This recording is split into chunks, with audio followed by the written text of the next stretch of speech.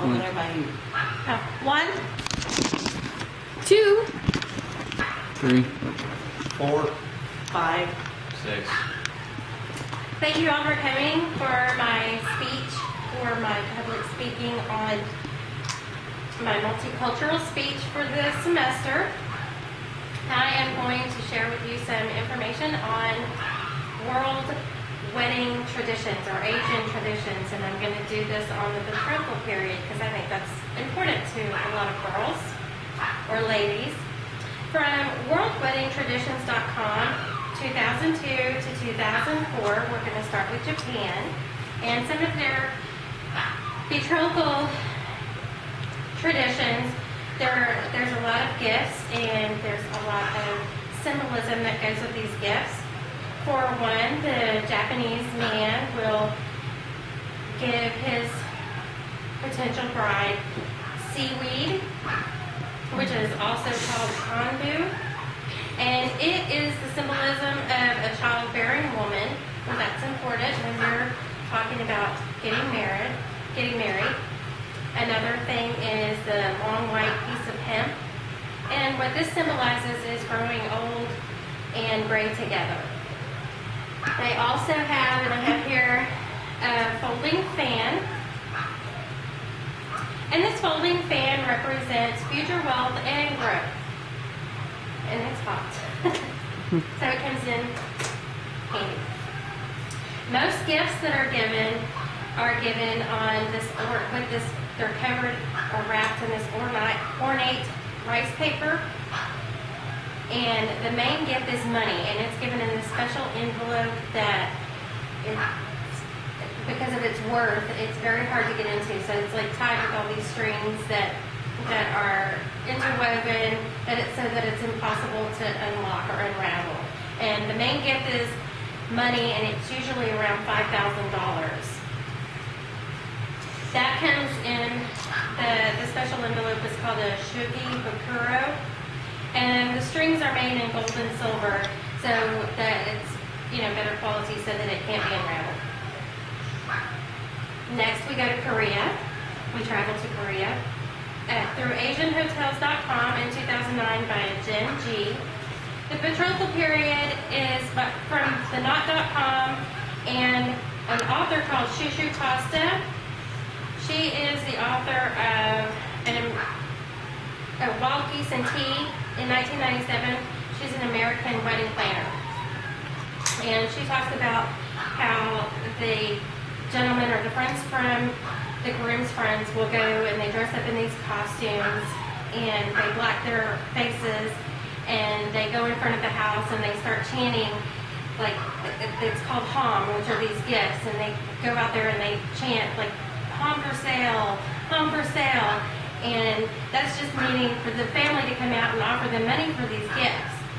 And so it's kind of like a trading back, and they talk, like negotiate the price of what they can offer them for these gifts. And it's all in fun, and they laugh, and they have a good time and stuff. And anyway, so then the couple ends up getting engaged.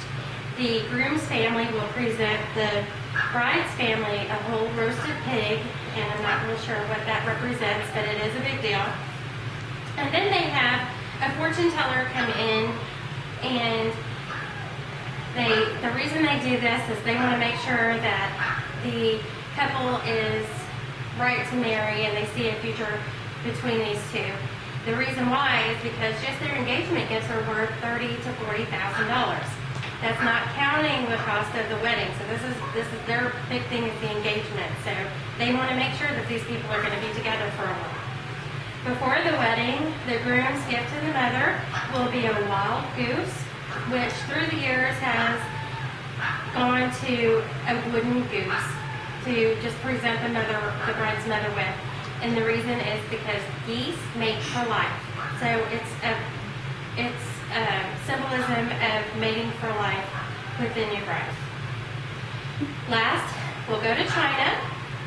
The proposal is done through a go-between. So somebody that they have, a friend or family member or whatever, will go between and negotiate between the parents who have never met they'll send gifts back and forth to each other, and if they're accepted, then the bride's family will put a document of the girl's hour and the date and hour of birth on a document, and then they'll go put it on this family altar. They set it on the groom's family altar for 3 days, and if nothing that's bad luck appears to happen in the 3 days, so if there's no arguments or anything between the couple or through the family or anybody else, then they call an astronomer to come in and tell their horoscopes to make sure that they're fit to be together. And then after that, and all is well, then the families meet. Lastly, I think I said lastly a while ago, we go to Indonesia. Their engagements are the big deal. They last for many, many years a lot of times. The groom's family chooses the wife to be, and if she accepts, then they have the wedding. So you see there's a lot of symbolisms in the gifts that are given and what they symbolize for the couple's future, even though they're in a land far, far away. But it is very interesting, and I hope you guys were interested as much as I was. It's really neat. So, does anybody have any questions? So, if the engagement is a bigger part than the wedding? In some Asian countries, it is. For sure, in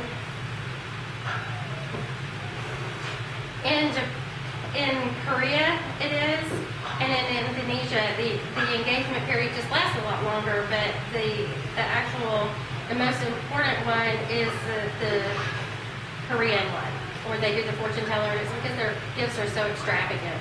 After the wedding, do they get big gifts or? Actually, there's a lot of gift giving to the parents and the guests once they're married, and this Oh, wow. yeah. That's cool. Anyone else? Good question.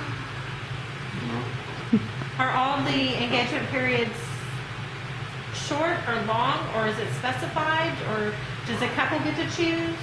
It just depends on how long. It doesn't. There's no set time. The couple, just like here, the couple makes it as long or short as they want to.